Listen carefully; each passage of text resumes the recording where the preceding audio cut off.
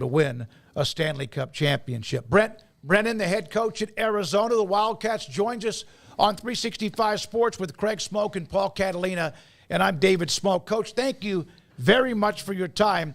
Does the summer have any slowdown effect, or because of how the NCAA is and all the rules, is it also basically full throttle? There's definitely a little bit of a slowdown in July, I think, but it's still you're never fully away, or you're never fully off. Just the cell phone keeps us tethered to the job, and it needs to, because it's either your current players or your future players that you're constantly talking to, working with, trying to either recruit, or you're talking about what's going on here. So it never stops. What, you've taken new jobs, obviously, throughout your career. What's different now about how fast you have to hit the ground running compared to how fast you even still had to hit the ground running in the previous era of college football?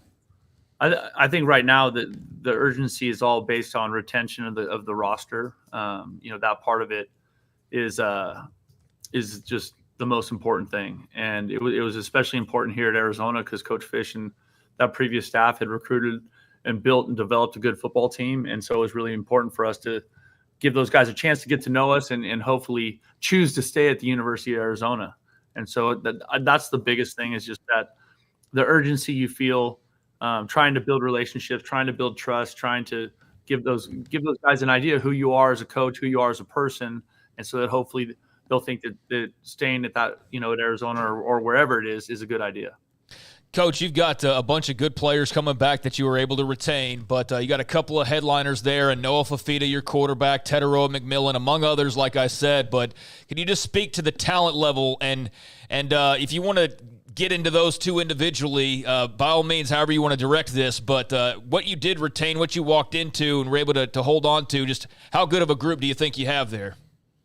I think we've got a great group, and honestly, I give these players all the credit in terms of they were the ones that were so committed to each other and so connected that they wanted to continue on this journey at Arizona together. And I think they love the city of Tucson, they love the U of A.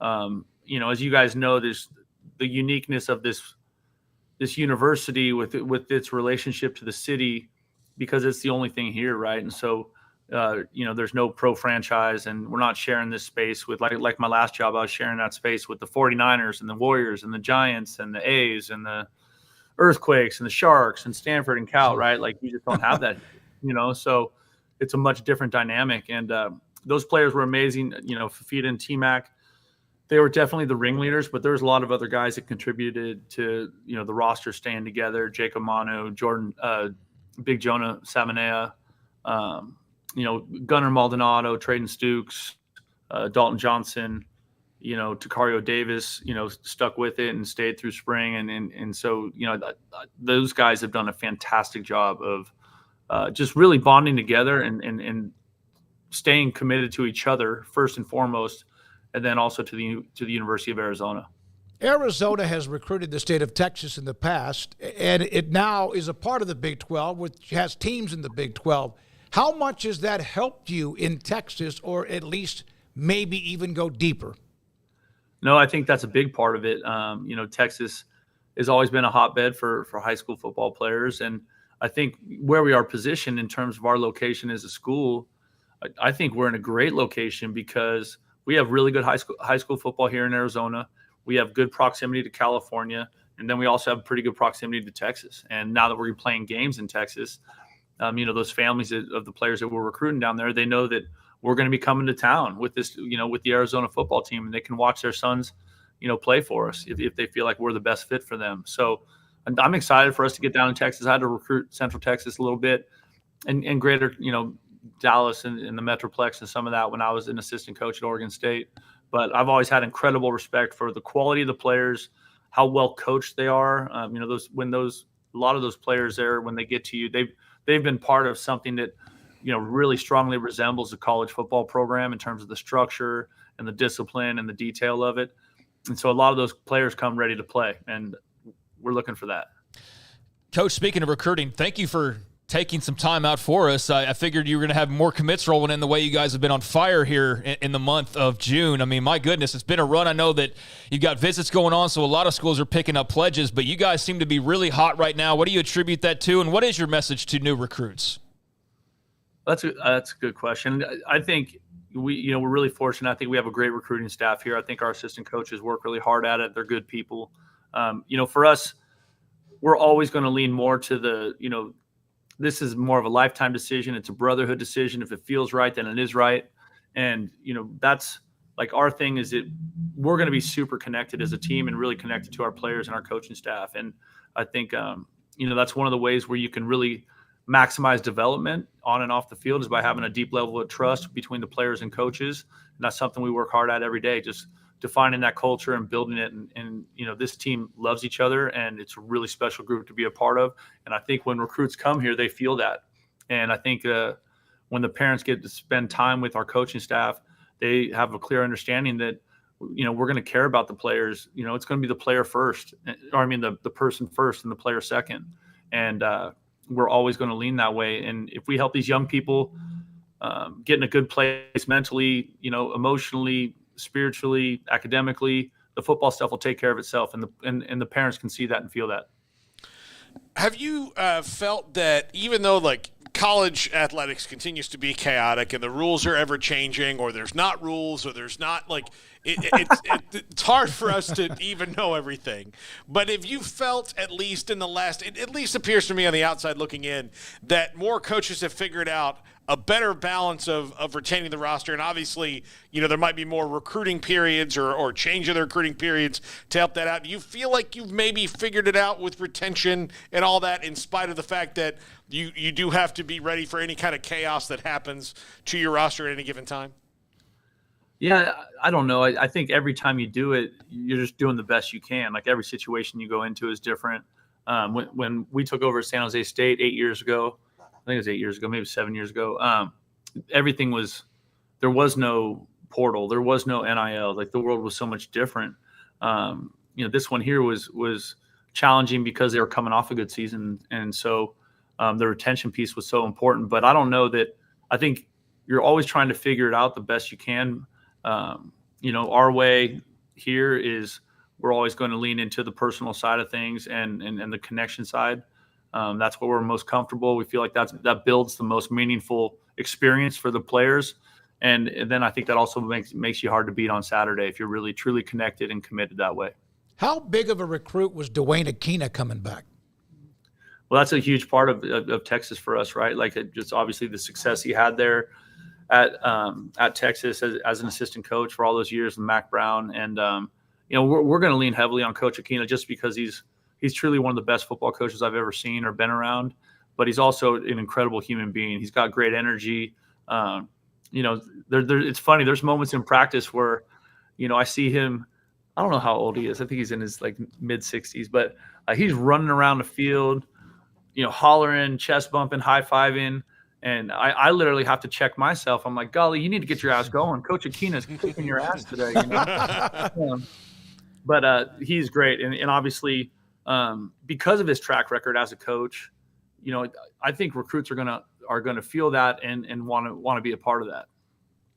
Why was Dino Babers the name that you looked towards when it came to running the offense? We touched on some very talented players that you have coming back. He's got experience here in Texas. He was here in Waco at one point in time. Runs a up-tempo offense. Just what was sort of the idea behind going that direction with your offense?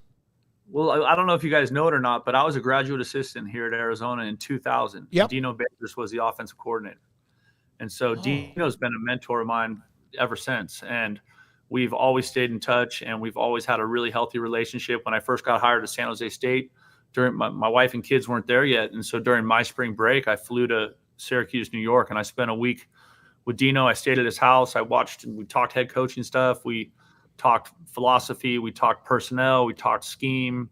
And I was there. It was awesome. I was there with him 24/7 for that week. And so he's always been, even as I was going through things as a head coach, he's a guy that I would call and bounce ideas off of. Hey, I'm thinking about doing this. Have you ever done this? Or, hey, this happened. How did you handle it? So he's always been a really important guy in my career. And so, it was really kind of lucky. I just called him to check in. I think I'd been on the job for, I don't know, a week maybe. I just called him to check in, and he happened to be in Phoenix buying a house because, wow.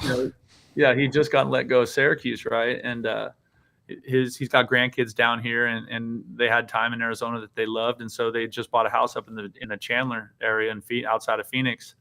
And he said, "Well, I'm in Phoenix right now. I'm closing on a house today." And I said, "Do you want to come talk to me?" And he said, "Yeah, I do." And so he came down, and we had the conversation, and we got to a point where we were both excited about working together again. What would have happened had you not called him? I mean, would he have contacted you because of the proximity? I think eventually, but I don't think we would have ended up working together again. And for me, having another head coach on the staff that's coached at a high level, lots of great places he's been, he's had success obviously offensively. That part of it was exciting. Like just having another person in the room that's been in the chair that has an idea what it's all about. Those guys are really helpful. And then I knew we were going to have some young coaches on staff that are aspiring coordinators and are people that are trying to grow in the profession. And who better to teach them the way than one of the guys that taught me? Well, Craig asked you earlier about Teteroa McMillan. One of the things we know about Dino Babers just throughout his career is, every coach kind of has a knack for certain positions. Like Nick Saban was the king of defensive backs. And Dino Babers is kind of a guy that when it comes to wide receivers, he sees stuff that most don't. He's like a wide receiver whisperer, so to speak, isn't he? No, absolutely. And, I got to experience that with him here when I was a graduate assistant years ago. And to this day, he and I always talk about wide out play.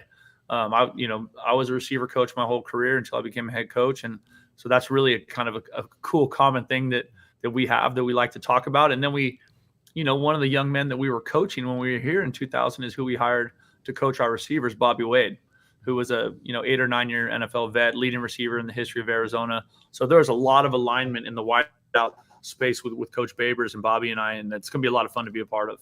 Brent Brennan, the head coach at Arizona, with us on 365 Sports. It's very cool. Coaching's such a small world, isn't it? Like, even though it's a big, wide world, it's just amazing all the connections and how, all these years later you can run back into each other. So that's very cool, parts of how your staff has come together. Coach, the Big 12 is not what it was even a few years ago. It's a league that's very much in transition as a result of all the different realignment things going on, and who knows what the future holds really for any part of college football. But what do you think of the league that you guys are entering? Do you have any particular things that are notable to you, maybe other connections on other staffs? Just what are your thoughts on Big 12 year one for Arizona Wildcat football? I think it's exciting. Like, I really do. I think it is a very, very good conference. I think, maybe it's not getting the credit it deserves. When you look at how good the teams are top to bottom, I think it's very, very impressive. As for us, it's going to be a lot different, right? At least, having played in the Pac-10 and coached in the Pac-12 and being a West Coast guy, you knew what those venues are. You knew what the weather was. You knew what the crowd was going to be like. We're going to be playing in a bunch of new places where we've never been before, where we haven't coached in games or we haven't played in games yet. So there's going to be definitely a learning curve for our football program and for our players here. But we're excited about it. Like, I think we're in a great spot. I have a ton of respect for everybody in this conference. It's extremely well coached. There's a ton of talent here. There's going to be good football teams every week. And every week you're going to walk into a stadium that's going to be packed and rocking. So let's go. College football. It's awesome. So I know Colt's a little younger than you, but if he threw passes to you and he overthrew you or you dropped a pass, what would you guys say to each other? He'd just say, catch the effing ball, probably. Oh, I love that. I know there's still a long way to go before the season. I know you got to go as well. But with McMillan, he did not play in the spring game. Is everything going according to plan with him? Yeah, he's doing great. He's great. Moving right along. He's on track, and he's such a hard worker, and he's such a committed player. I expect him to have a fantastic football season. Last question I have is, you got there, the transition, the coaching change, and so much going on. What was that like? Because you're trying to find out maybe where your desk is, much worse where you're going, even though you'd been there before. Was that just a blur to you for a while? It was really hectic. trying to spend a lot of time to get to know the players and meet them, and for them to get to know me and get a feel for me and the coaching staff. Obviously, a ton of kind of recruitment of players, intros to donors, NIL people, like there's just like that part. Then the whole athletic administration and meeting all these people. So it was absolutely chaotic, I'd say, for the first 2 weeks, and then it kind of settled down, and it definitely started to get into a groove, and we started, we kind of looked at it like we were trying to get through Jed's portal first, because that's every head coach that leaves creates a 30-day portal at that school. So we were trying to get through that. And then then it was spring practice, and then there's the post-spring portal. Like, oh my God, here we go. And so, but once we got to the football and got out on the field and got to the offseason training program, it was a lot of fun. And we just leaned into that part of it and started having a great time with these players and this coaching staff and being here at the U of A. So I'd say right now we're feeling great. We're excited. Well, with Fafita, McMillan, and many others, plus other flips and commitments you've been able to have even recently, you guys did a hell of a job considering what could have happened. Thank you for your time, Coach. We look forward to seeing you at Big 12 Media Days in Las Vegas. Sounds good. We'll see you then. Thank Bear you. down. Brent Brennan. Thanks to Jeff Bowe, by the way, for helping with that interview, setting up Brent Brennan, head coach at Arizona.